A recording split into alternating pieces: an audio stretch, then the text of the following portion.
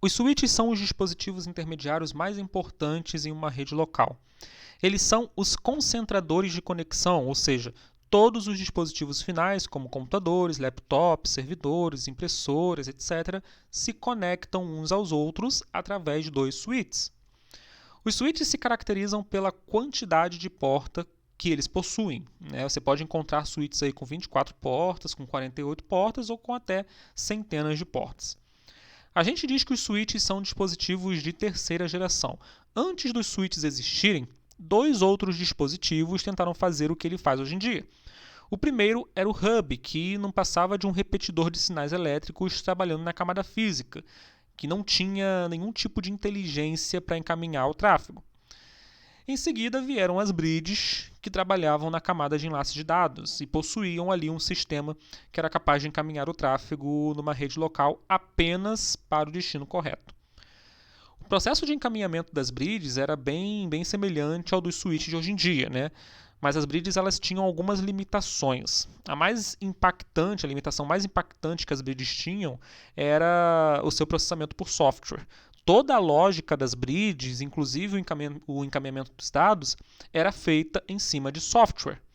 Isso tornava o processo muito lento e muito ineficiente, né? Além disso, essa limitação até impedia que as bridges tivessem muitas portas para conectar os dispositivos finais. Tá?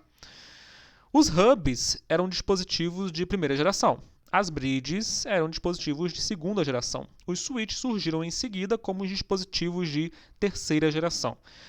Diferentemente das bridges, os switches eles são baseados em hardware, ou seja, toda a sua lógica está montada em cima de peças de hardware. O encaminhamento em switches é absurdamente mais rápido do que nas bridges. E por ser baseado em hardware, um switch ele pode manipular centenas de portas em um único sistema, já que cada porta possui a sua própria peça de hardware. Por fim, existem basicamente três tipos de switches: switches de acesso, switches de distribuição e switches core.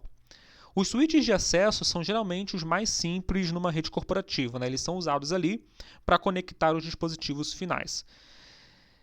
Eles são os switches, aliás, que ficam na borda da rede, né? Na porta de entrada dos usuários na rede. Os switches de distribuição são usados para agregar as conexões entre os switches de acesso. E os switches core são usados para agregar as conexões entre os switches de distribuição, formando assim o que a gente chama ali de backbone da rede.